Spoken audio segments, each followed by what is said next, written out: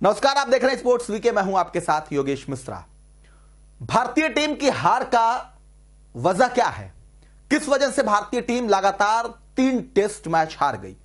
यह सवाल fans social media के जरिए पूछ रहे हैं। हम आप सबको इस बात की पड़ताल करने में लगा है कि आखिर भारत हारा तो हारा कैसे? एक नहीं, दो नहीं, बल्कि तीनों टेस्ट हारा तो हारा कैसे? किस वजह से हारा? जिम्मेदार कौन है? हालांकि रोहित शर्मा ने इसकी जिम्मेदारी ले ली, लेकिन क्या सिर्फ इस हार के जिम्मेदार रोहित शर्मा अकेले हैं, या इस हार में उन सबकी बराबर की भूमिका है जो चयन से लेकर के और खिलाड़ियों को मैदान तक, यानी कि 11 खिलाड़ियों को चुन के मैदान तक भेजने वालों तक इसमें शामिल है। उसी को लेकर के आज हम चर्चा कर रहे हैं, जिसमें एक नाम बहुत जोर शोर से आ रहा है और उस नाम को लेकर के ही सवाल उठ रहे हैं, क्योंकि कुछ दिन पहले ही उनको भारतीय टीम के कोच का कमान मिला।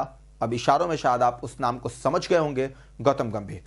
गौतम गंभीर को लेकर इस हार के बाद से लगातार सवाल उठ रहे हैं और सभी लोग आलोचना भी कर रहे हैं और यह भी कह रहे हैं कि शायद गौतम गंभीर की वजह से भारतीय टीम ने यह मुकाबला हारी। तो भारतीय टीम न्यूजीलैंड से 0-3 से हार गई।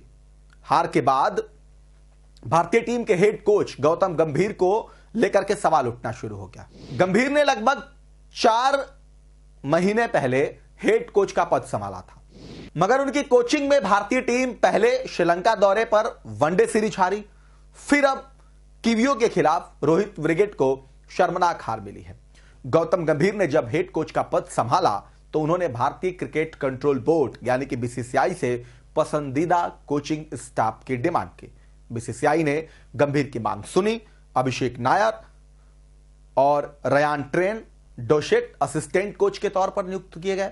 वहीं साउथ अफ्रीकी दिग्गज मॉनी मॉर्केल को बॉलिंग कोच चुना गया, जबकि टी दिलीप फील्डिंग कोच के तौर पर बरकरार है। राहुल द्रविड़ के कार्यकाल के दौरान भी दिलीप इसी भूमिका में थे। Abhishek Nayar, Ryan ten Doeschate और Morne Morkel head coach Gautam Gambhir के खास माने जाते हैं। ये तीनों आईपीएल में भी गंभीर के साथ काम कर चुके हैं।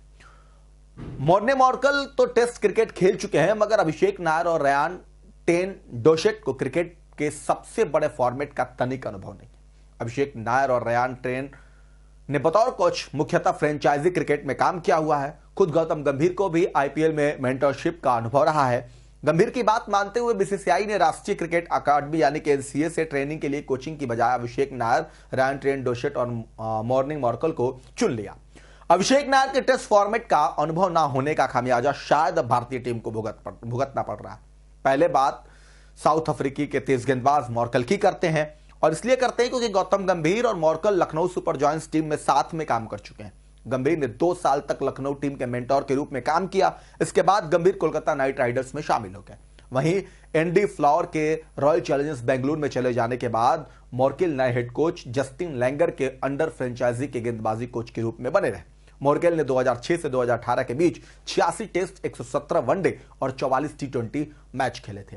इस दौरान उन्होंने टेस्ट में 309, ओडीआई में 188 और टी20 इंटरनेशनल में 47 विकेट चटकाए। यानी मॉर्केल को टेस्ट क्रिकेट खेलने का अच्छा खासा अनुभव है। हालांकि भारत का बॉलिंग कोच बनने से पहले मॉर्केल भी व्हाइट बॉल क्रिकेट में ही कोचिंग देने का अनुभव रखते थे। मॉर्केल पिछले साल भारत में हुए वनडे वर्ल्ड कप के दौरान पाकिस्तान टीम के कोच थे, लेकिन पाकिस्तान क्रिकेट बोर्ड यानी पीसीबी के साथ उनका अनुबंध समाप्त होने से कुछ महीने पहले ही उन्होंने नौकरी छोड़ दी।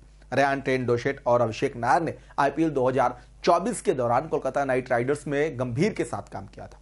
आईपीएल 2024 में डोशेट केकेआर के फील्डिंग कोच थे, जबकि नायर असिस्टेंट कोच थे। गंभीर को मेंटरशिप में केकेआर ने आईपीएल 2024 का खिताब जीता था।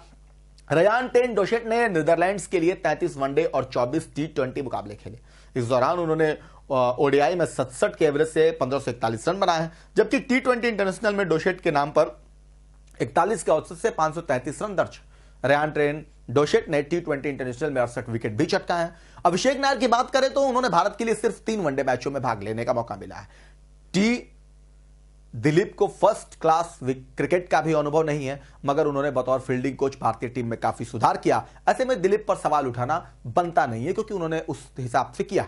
और इसीलिए जब भारतीय टीम लगातार श्रीलंका के बाद से ये लगातार 3 टेस्ट हार गई, तो फिर सवालों के घेरे में गंभीर आ गए। क्योंकि गंभीर इसलिए भी आ गए क्योंकि गंभीर जो है, आप जब अपना डिमांड रखते हैं कि आपको ये चाहिए, ये चाहिए, ये चाहिए, नहीं जी भाई मुझे ये चाहिए, तो फिर आपको रिजल्ट भी देना पड़ता है। अगर मान लीजिए बीसीसीआई ने उनकी बात मान ली, उसके बाद अगर बीसीसीआई ने कहा कि कोई नहीं, आपको जो चाहिए हम वही दे रहे हैं, तो फिर ऐसे में आपको उन पे उस जो बीसीसीआई ने आप पे ट्रस्ट किया, उस ट्रस्ट पे खरा उतरना पड़ेगा। लेकिन फिलहाल की स्थिति में ऐसा नहीं लग रहा।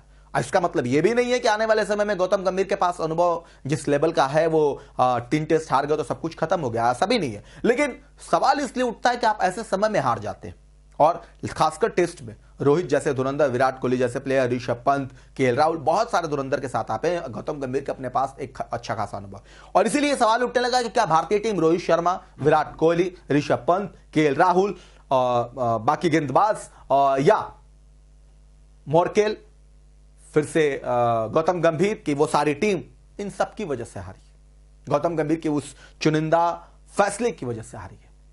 अब ये सवाल बरकरार है क्योंकि भारत हार चुका है और सदमे में है सारे फैंस, और फैंस जो है इस हार को पचा नहीं पा रहे हैं, इसलिए सवाल भी पूछ रहे हैं, हम आप भी पूछ रहे हैं। आपको क्या लगता है कि क्या सच में गौतम गंभीर के इस चुनिंदा फैसलों की वजह से भारत को यह हार झेलनी पड़ी? जो मैं कमेंट करके जरूर बताएं।